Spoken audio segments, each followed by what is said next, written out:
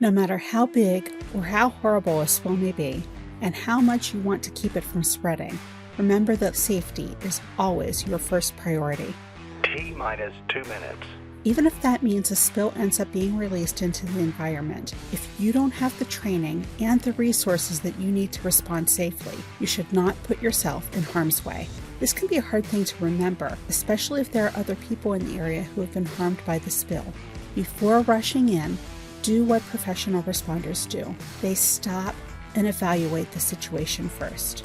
They identify hazards and consider the type of risks that those hazards present, and they learn everything that they can. In some cases, this can mean that it takes a half an hour or even more before they respond to a spill, but they do this to make sure that their teams are as safe as possible during their response.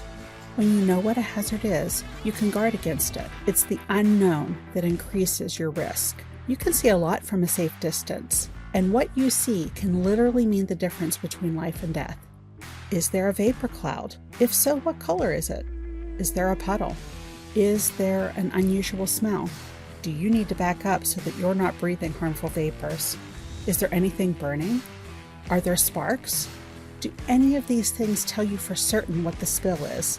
Or do you need more information before you approach it? After you know what it is, what else could hurt you if you respond? For example, are there any electrical wires down? Is there moving machinery? Are there vehicles in the area that could hit you while you respond? Are there slipping or tripping hazards? Do you have a clear path in and out? The more hazards and risks that you can identify, the better your chances are of guarding against them. Check out our other 2-minute drills for ways to identify hazards and keep you and your team safe during spill response.